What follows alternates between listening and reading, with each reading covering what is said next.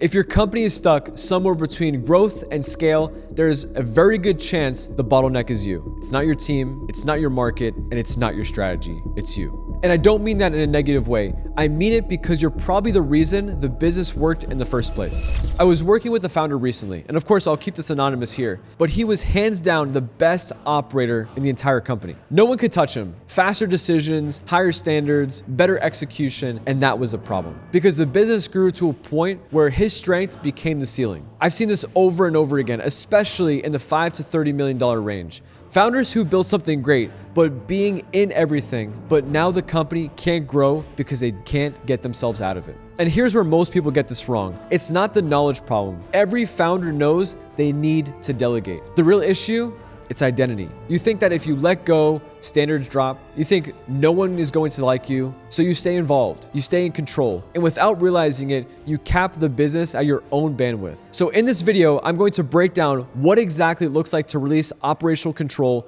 without lowering standards, and how to build people and systems that can replace you, and why this is the single hardest but most important move you'll ever make as a founder. Because if you don't make the shift, you don't own a business. You own a very demanding job. Let's get into it. So as you as the entrepreneur watching this video, let's take a pie chart. On the left-hand side, if we cut it directly in half, we have 50% of your time. That should be the non-negotiable you as Mr. CEO is doing in the business. Top one or top two things that you're doing in the business should only take 50% of your time. The rest of it should be delegated. Let's say it's chief HR, let's say it's operations, finance, marketing, and maybe you have a little sliver left into investing into the future. Maybe it's R&D, maybe it's, developing new products, maybe it's investing in new products in the company. That is the standard you can build in the company. If 50% of your time is focused on just two key areas, you're bullish in those areas because let's say you're focused on sales, or let's say you're focused on working on the business. If you're operating at a level of 50% or higher, the business is growing. It's working. You're doing whatever it takes. You're staying ahead of the competition. But the truth is, as the job gets more demanding, as you hire more people, as trends shift, or as the company is growing, your 50% starts shrinking.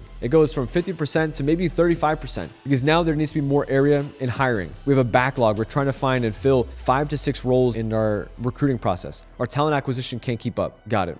How about marketing? When you have a new conference coming up, or you have an opportunity to push your next innovative campaign or your new product, we need to focus a little bit more on marketing to get more leads. Maybe because we need more leads, it has to go to the sales team, and you're focused a little bit more in that area. You're a little bit less focused on the work as a CEO. You're not focusing 50% of your time. Now you only have 35% of your time. Now the company's not growing as fast as it should. So when it comes down to this point, if we have the right leaders in the company, and we have the right people taking the right control necessary, we can free up your time so you get back 50% that you need to grow the business. If not, you're going to keep shrinking it, and now we have an operational demand and you have everybody calling your name. We call this busy hectic. You have so many people trying to ask for your attention, so many people trying to report to you and share deadlines, expectation, needing questions, but you're not focusing on what's going to grow the business. That is what's going to be holding you back. So that's number one. That's point number one I want to make to you. And number two is the distinction that we make, releasing control, not lowering the bar. It's building a system that holds the bar without you. Everybody knows that the standard you keep in the company, the opportunity you want to have to fulfill the demand, to beat your prior best, to actually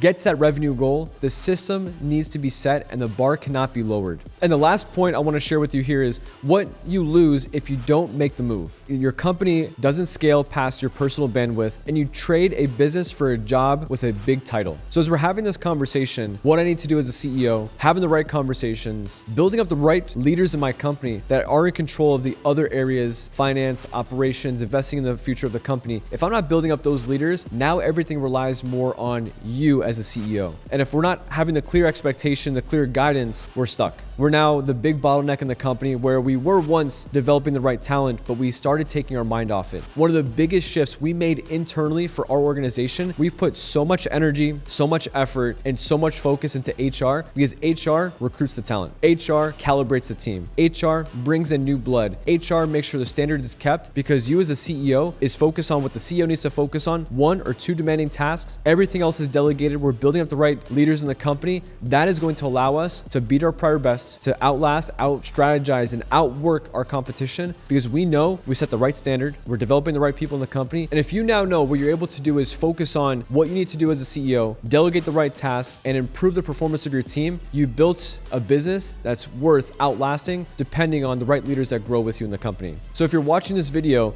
what does your pie chart look like? Do you have 50% opportunity to focus in one area of the business that you're most focused on as an entrepreneur or as a leader of the company? Or does your pie chart look like it's close to a 30, 40, 50%? What does that look like? I'm curious in the comments below. Thank you for watching this video, and we'll see you in the next one.